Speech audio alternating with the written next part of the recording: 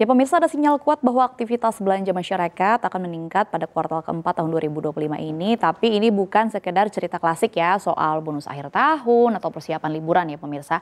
Data terbaru menunjukkan ada satu fenomena spesifik yang mendorong konsumsi nasional secara signifikan, yaitu demam upgrade handphone secara besar-besaran. Ini adalah pertemuan antara dua kekuatan besar, yaitu perang gengsi yang dipicu oleh rilisnya iPhone 17 dan fakta baru bahwa handphone kini telah bergeser menjadi kebutuhan pokok, kebutuhan primer untuk bertahan di ekonomi digital. Kita akan kupas tuntas bagaimana fenomena ini bisa mengungkap pergeseran perilaku konsumen Indonesia secara drastis dalam saat gadget jadi syarat bertahan hidup. Kita lihat ke slide yang pertama. Mari kita lihat dari data inti dari Mandiri Spending Index atau MSI, di mana data ini mengonfirmasi apa yang sedang kita rasakan. Orang Indonesia sedang gila-gilanya belanja handphone pemirsa.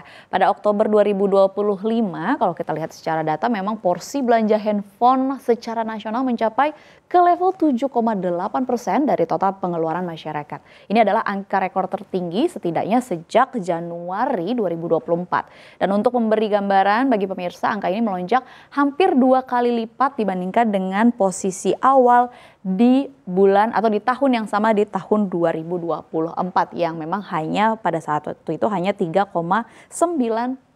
Dan ini bukan kenaikan biasa ya pemirsa, ini adalah lonjakan luar biasa yang menunjukkan ada sesuatu yang berubah secara fundamental. Dan disinilah cerita yang paling menarik, siapa yang mendorong lonjakan ini? Ini kan pertanyaannya. Data MSI membongkar fakta yang mungkin sedikit mengagetkan. Kontributor utama dari kenaikan gila-gilaan ini justru datang dari kelompok masyarakat bawah. Kita lihat saja grafisnya pemirsa, di mana porsi belanja kelompok bawah untuk handphone naik dari hanya 3,5%. Naik menjadi 12,9%, ini paling tinggi. Di mana ini naiknya bisa dikatakan hampir 4 kali lipat dalam 22 bulan. Ini adalah bukti nyata yang disebut oleh Mandiri Institute bahwa handphone kini telah beralih status dari barang mewah menjadi kebutuhan ekonomi digital. Bagi kelompok bawah, HP ini bukan lagi soal gaya hidup pemirsa, tapi alat kerja, alat belajar, alat transaksi, dan juga sarana hiburan bagi mereka. Mereka terpaksa upgrade untuk tetap relevan. Sementara itu kelompok menengah terlihat lebih impulsif karena memang gaya hidup, dan kelompok atas kembali aktif membeli barang-barang tahan lama yang menandakan pemulihan daya beli mereka. Dan jika kita bedah lagi berdasarkan dengan generasinya ya, kalau tadi kan kita lihat dari kelompok ekonominya. Kalau dari generasinya pelakunya sangat jelas. Siapa lagi kalau bukan generasi muda, yaitu Gen Z dan juga milenial adalah segmen yang paling agresif dalam perang upgrade handphone ini. Data MSI menunjukkan bahwa indeks belanja handphone untuk Gen Z melonjak hingga 339 poin dengan basis 100 poin pada Januari 2024. Kalau secara tahunan atau secara year on year, pertumbuhan belanja handphone Gen Z mencapai 151%. Sementara milenial tumbuh 91%. Kita bicara soal pergeseran prioritas yang ekstrim pemirsa, di mana generasi muda ini terlihat mengorbankan alokasi dana mereka untuk kategori hobi dan hiburan lainnya hanya untuk mendapatkan gadget terbaru. Lalu apa pemicu dan trigger dari ini semua? Jawabannya jelas, euforia produk baru. Data dari Google Trends menunjukkan bahwa minat pencarian terhadap iPhone 17 dan bahkan Vivo X300 meningkat tajam sejak awal September dan mencapai puncaknya menjelang peluncuran resmi, di mana Apple sendiri kan secara resmi merilis lini atau produk iPhone 17 di Indonesia pada 17 Oktober 2025 lalu, dan seperti biasa ini langsung memicu lonjakan permintaan gila-gilaan di kelas atas dan juga menengah atas yang tercermin dari antusiasme periode pre-ordernya.